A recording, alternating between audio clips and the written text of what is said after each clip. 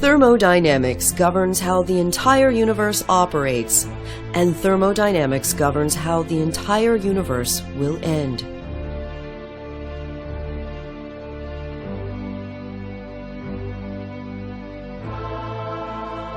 The two laws of thermodynamics are fundamental laws of physics.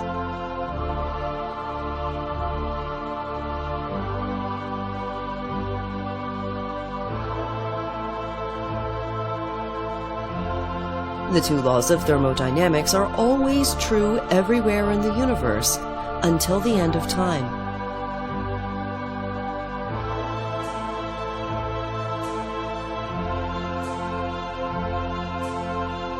The first law of thermodynamics is that energy can never be created or destroyed.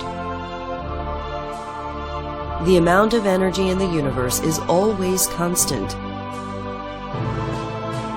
All suns and stars have a limited amount of energy.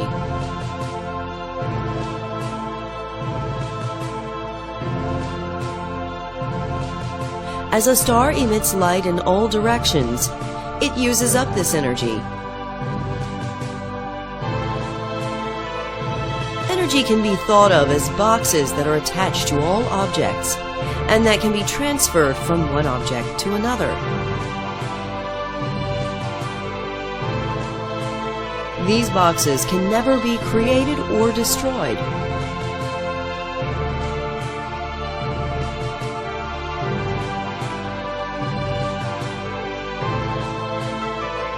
Faster objects have more energy than slower objects.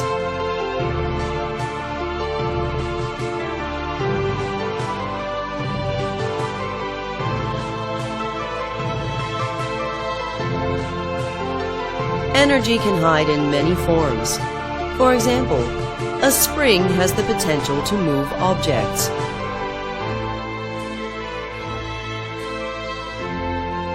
Gravity also has the potential to move objects.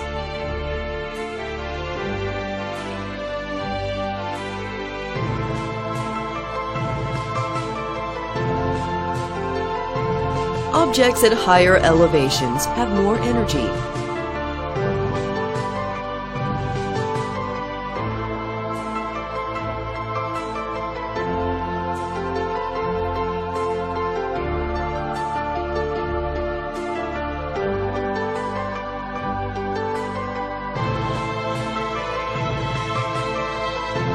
Objects at higher elevations create more motion when they fall.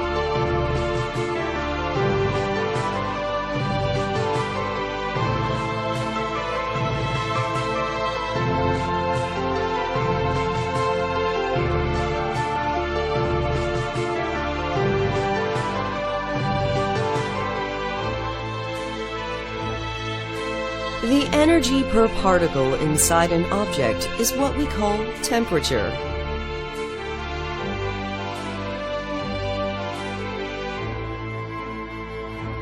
Since energy can never be created or destroyed, and objects at higher elevations have more energy, this means that objects must speed up as they fall, and objects must slow down as they go up.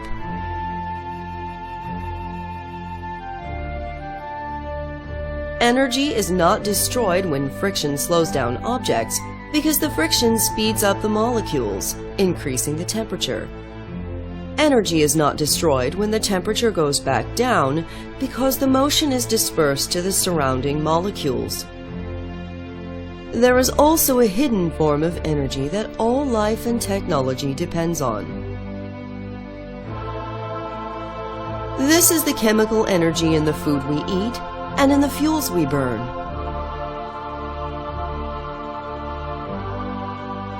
This comes from the electrons that bond molecules together.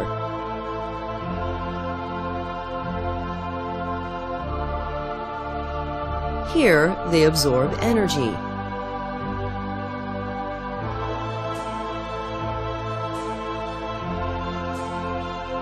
Here, they emit energy in the form of light.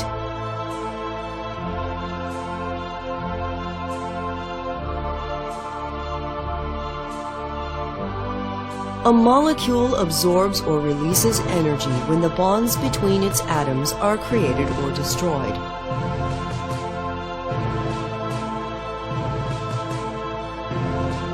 There is another form of energy which is far greater than all of these others combined. Albert Einstein discovered that mass is also a form of energy. Mass is never created or destroyed in any of the reactions we have discussed so far. When certain atomic nucleuses combine or separate, some mass completely disappears from the universe. The energy of this missing mass is then released.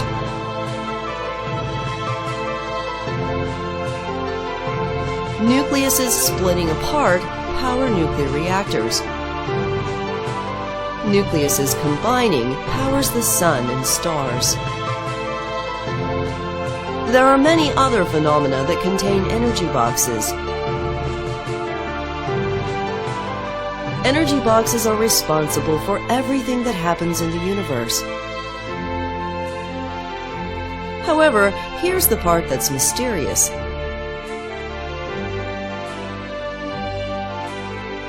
These energy boxes do not actually exist.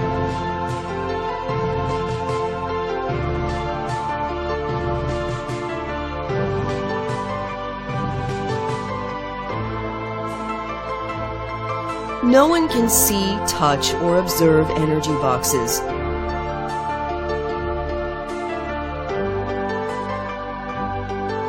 We can only observe things like a car's speed and a spring's compression. We can measure an object's elevation, mass, and temperature.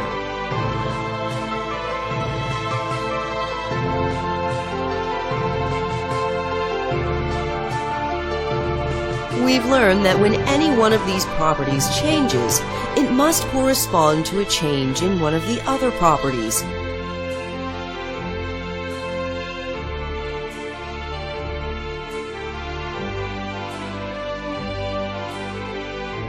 We've given this phenomena a name.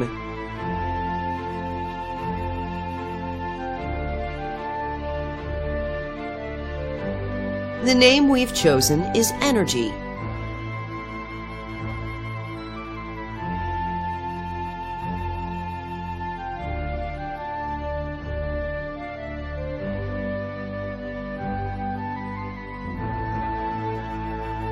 However, although we've given it a name, no one really knows what energy actually is.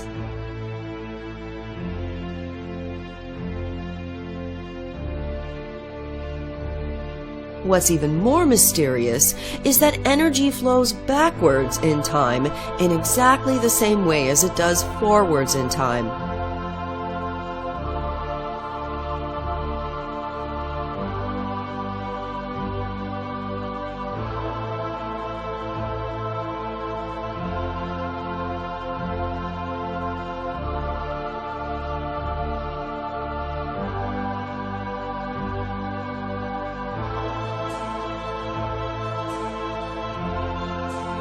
There is no way to know that a video is being played in reverse.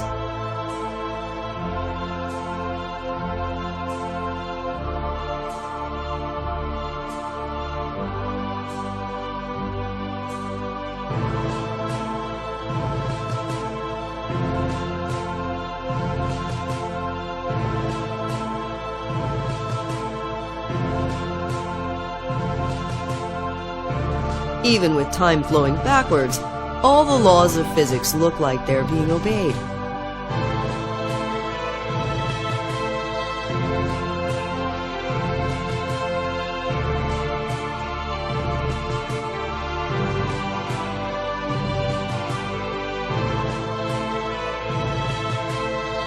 If you reverse the directions of the particles and then follow the laws of physics, you'll get the exact same results in reverse order.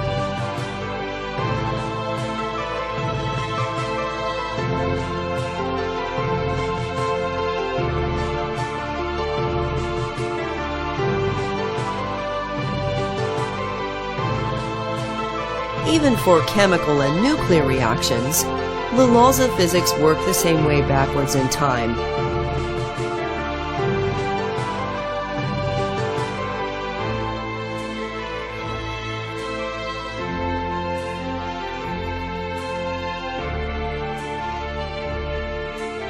Therefore, reactions such as these should be physically possible.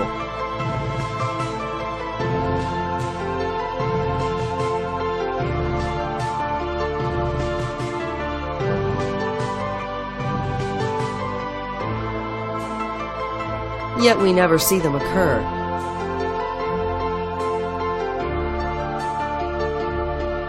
There's only one reason these events never happen.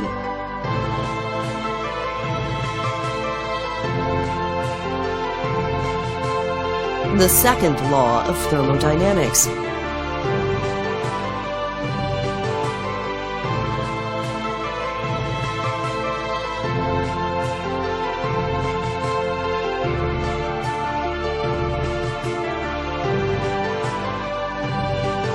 The second law of thermodynamics is the only physical law that does not work the same way backwards in time.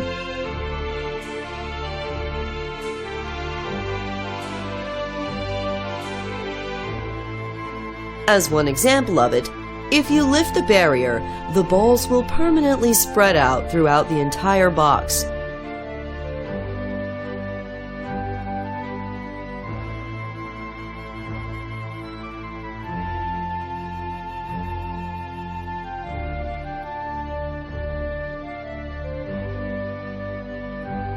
No matter how long you wait, the balls will never again gather together in one small area.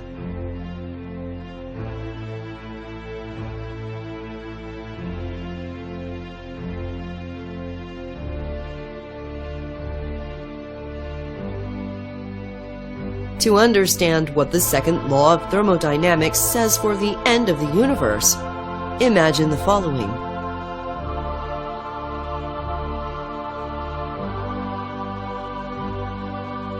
We have 5 objects in one sphere and 0 objects in the other sphere.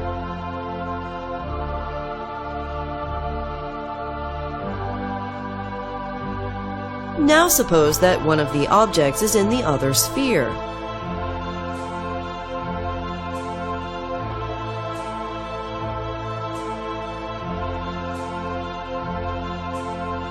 There are 5 different ways this can happen.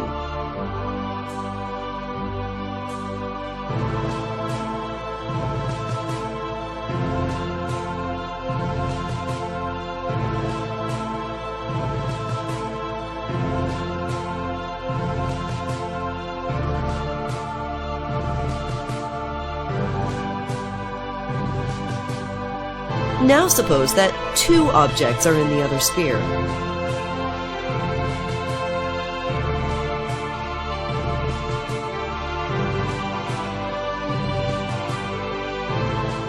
This time, there are many more different ways that this can happen.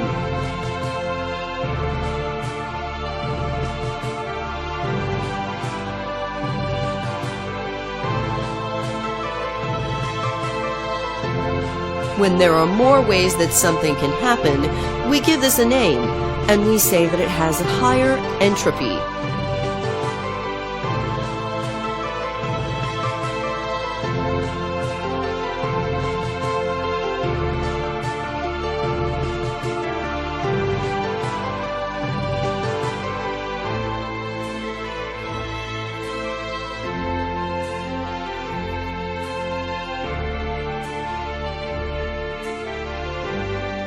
This situation has the lowest entropy because there is only one way it can happen.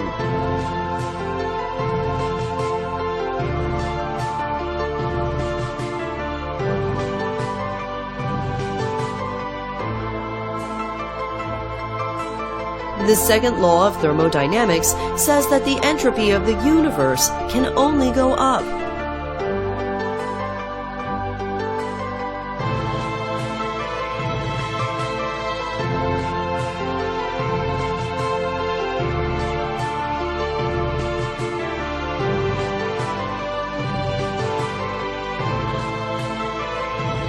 The entropy of the universe can never go back down.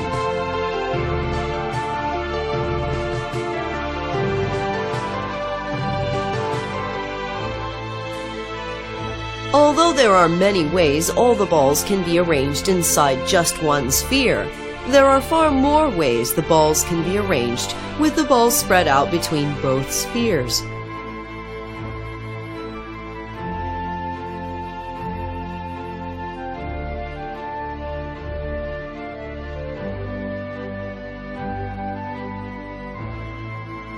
The more evenly the balls are spread out between the two spheres, the higher the entropy.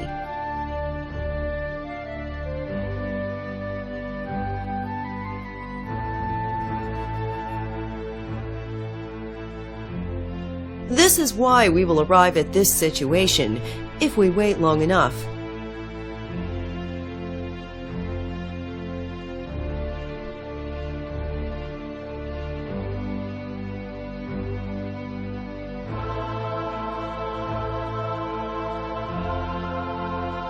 This is also why this event can never occur.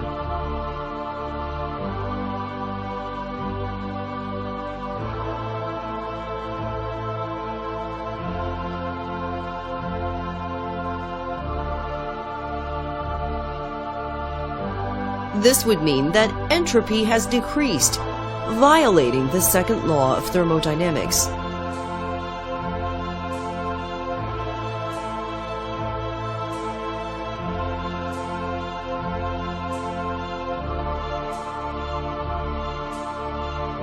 We can try to push all the balls back together again.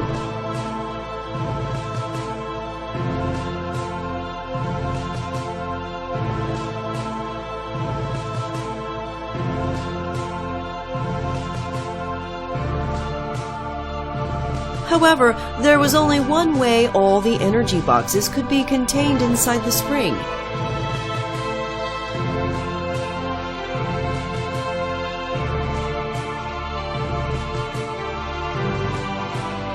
Entropy has increased because there are many ways the energy can be spread out.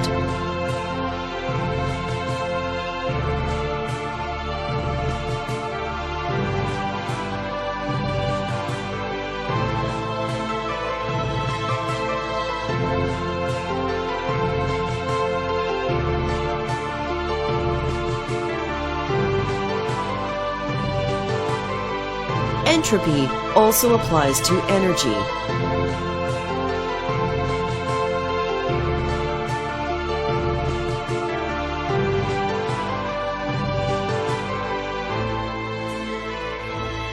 This is the reason life in the universe is possible. This is also the reason all life in the universe will end.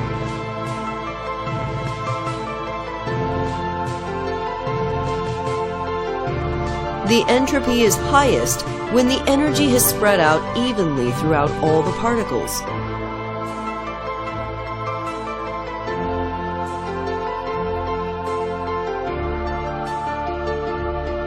This is why heat flows from warmer objects to colder objects until they reach the same temperature.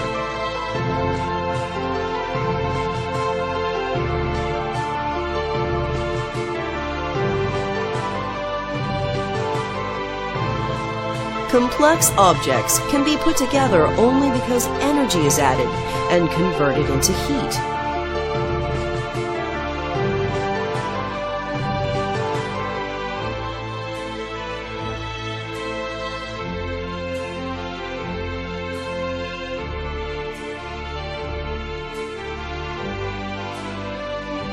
The dispersion of energy as heat increases entropy.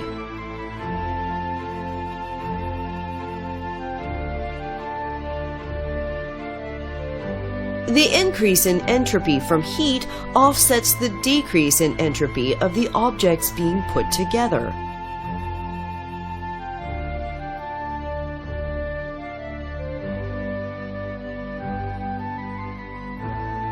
Because of the dispersion of energy as heat, the total entropy of the universe has still increased.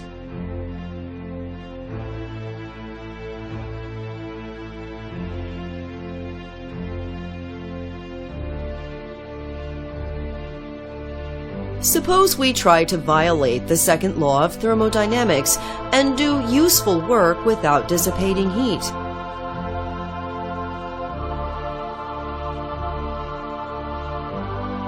We can use this fire to heat our box and cause the balls to speed up.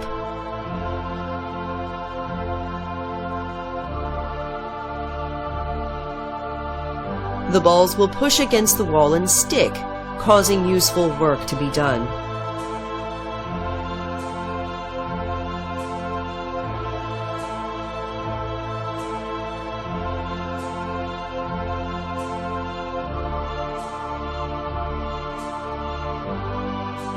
At this point, although there's still a lot of energy in the fire, it will not be possible for more of this energy to flow into the box.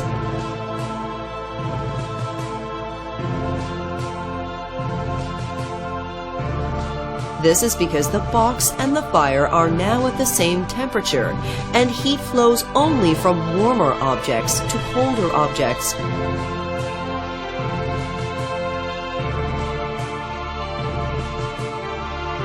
For more energy to flow from the fire into the box again, we need to first cool the box back down.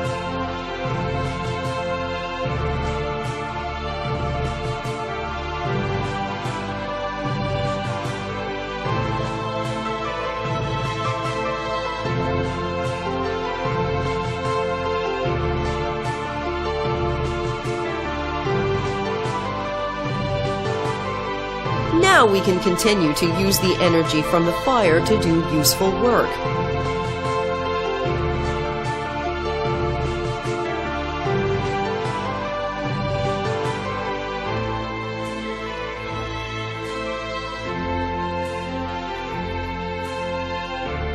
Eventually the ice will melt and the fire will burn out.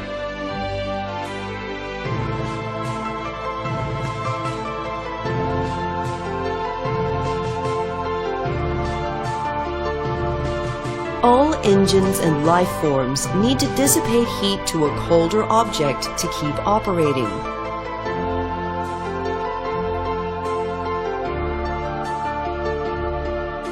However, all objects will eventually reach the same temperature if we wait long enough.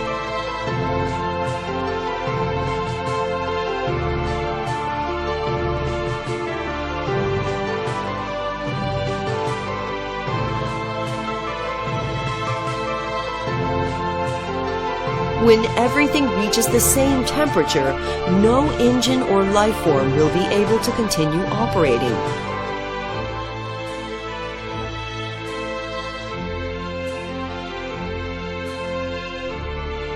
Can we think of a way to avoid this?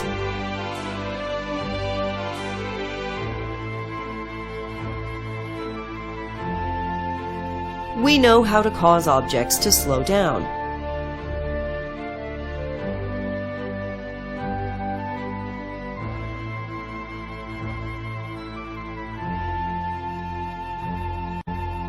Suppose we use this to try to violate the second law of thermodynamics by causing heat to flow from a colder object into a warmer object.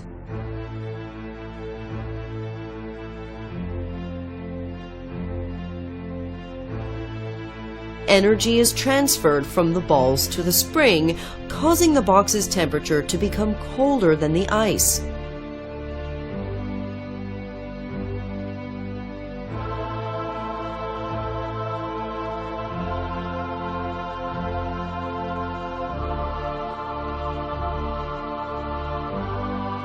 Now heat flows from the ice to the box because the box is colder than the ice.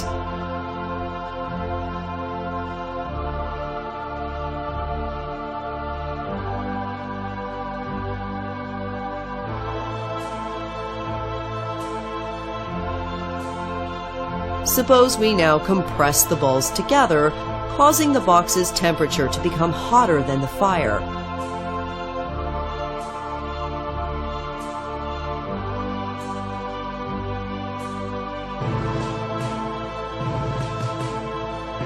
Now heat flows from the box to the fire because the box is warmer than the fire.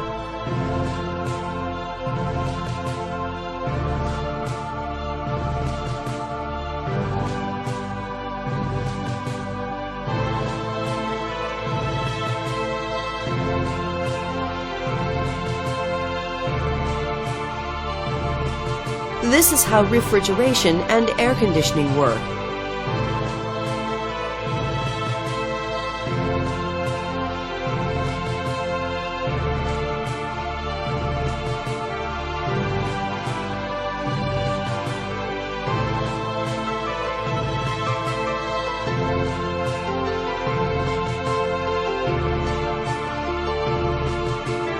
The ice is getting colder and heat is flowing from the ice to the fire.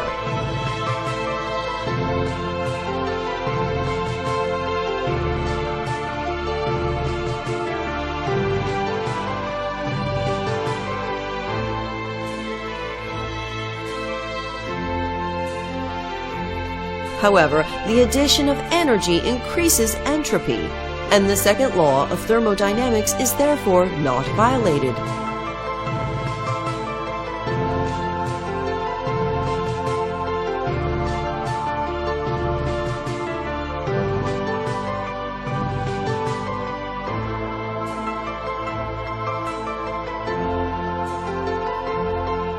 All refrigeration and air conditioning requires the addition of energy.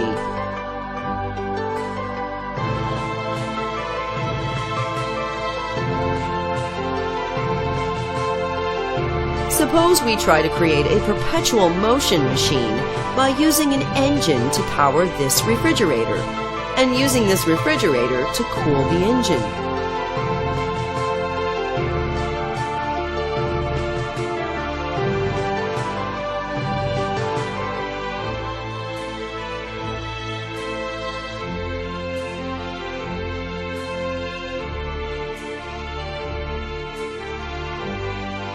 Unfortunately, this idea can never work because the refrigerator will always require more energy to cool the engine than the engine can supply.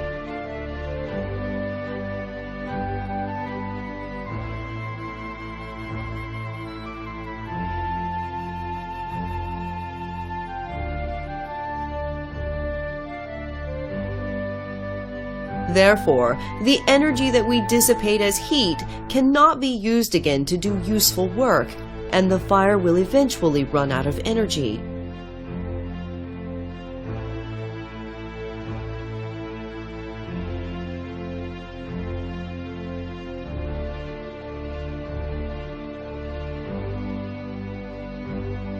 We can keep the fire burning by adding fuel, such as coal or oil.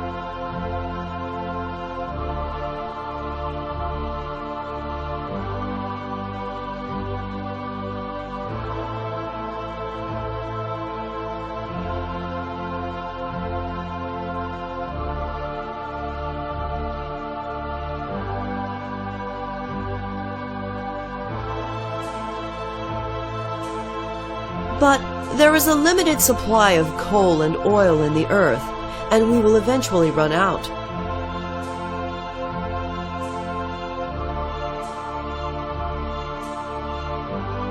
We can keep the fire burning by using nuclear energy.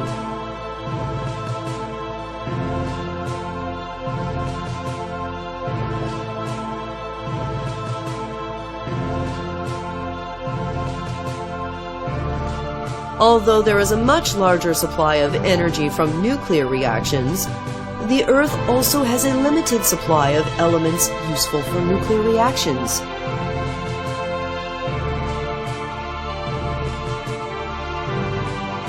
When we run out of nuclear fuel on Earth, we can keep our engines running by using solar energy from the sun.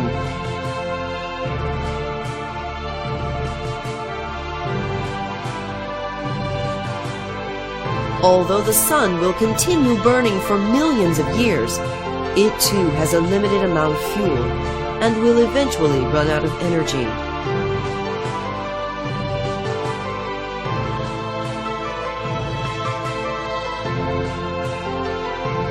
All life and technology requires an external source of energy.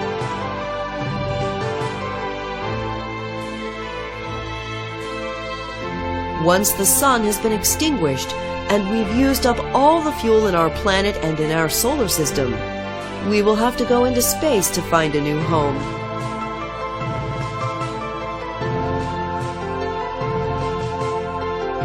Here, we will once again have plenty of energy from our new sun, and there may once again be lots of fuel buried in the ground.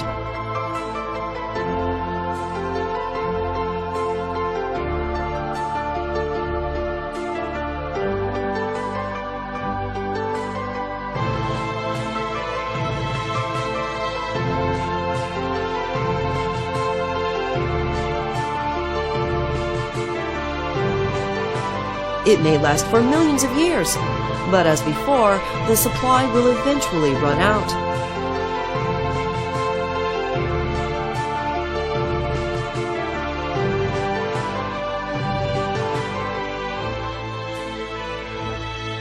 We will eventually once again have to go find a new star to call our home.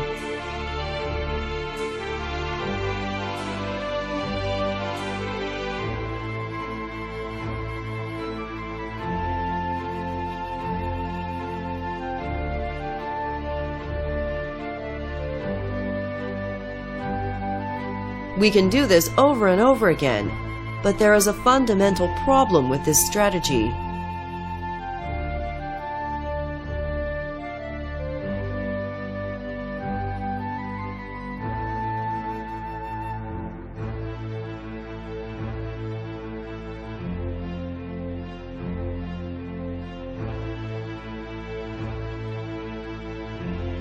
Although new stars are constantly being born, there is a limited amount of nuclear fuel in the universe.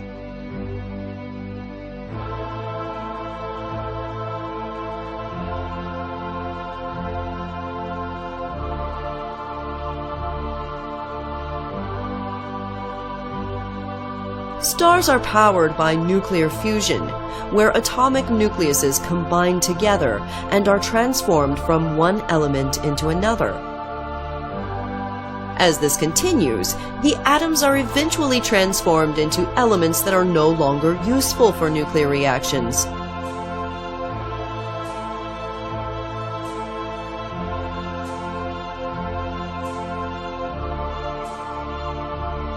Eventually, elements useful for nuclear reactions will be depleted, and all energy in the universe will be dispersed.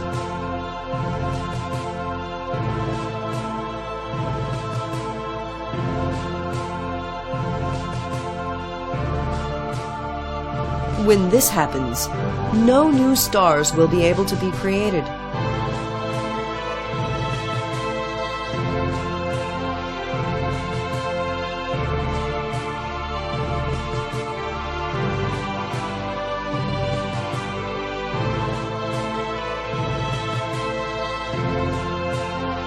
All the stars in the universe will go out one by one.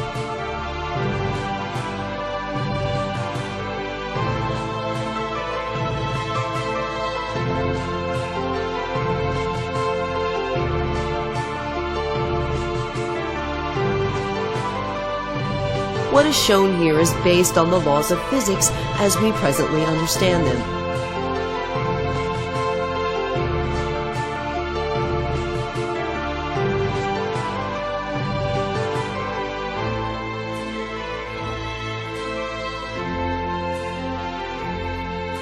After every star is extinguished, all life in the universe will end.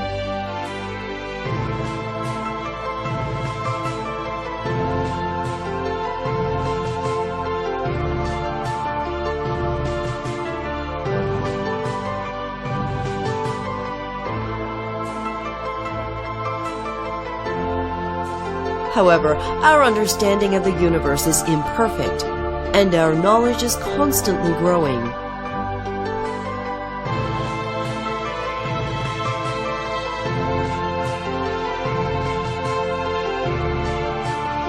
No one knows what we may discover in the future, and if this fate may yet be avoided.